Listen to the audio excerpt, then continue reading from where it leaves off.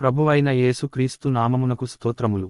నేటి ధ్యానాంశం, మీరు ఏ కొలతతో కొలిచెదరో ఆ కొలతతో మీకును కొలవబడును. మత్తయి 7వ అధ్యాయము 2వ వచనము. ప్రార్థించుదము. ప్రభువా, గడచిన రాత్రికాలంలో విశ్రాంతి తీసుకొనుచున్న మమ్ము మీ కరుణతో రక్షించినందుకు మీకు కృతజ్ఞతలు. ప్రియ సహోదరి సహోదరులారా, పరులను గూర్చి తీర్పు చేయకూడదు. ఎందుకనగా పరులను గూర్చి తీర్పు మనము చెప్పినట్లే మన గురించి తీర్పు చెప్పబడును.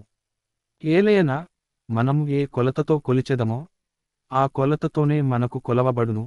కనుక ప్రతినిత్యము జాగరూకులమై ఇతరులను గూర్చి తీర్పు చెప్పకుండా మనకు ఎదురయ్యే సమస్యను, ఇబ్బందిని, ఇరుకును ప్రభునకు సమర్పించి ఆయన చిత్తానుసారం జీవించి మెండైన మేలులు పొందుటకు శ్రమించుదాం.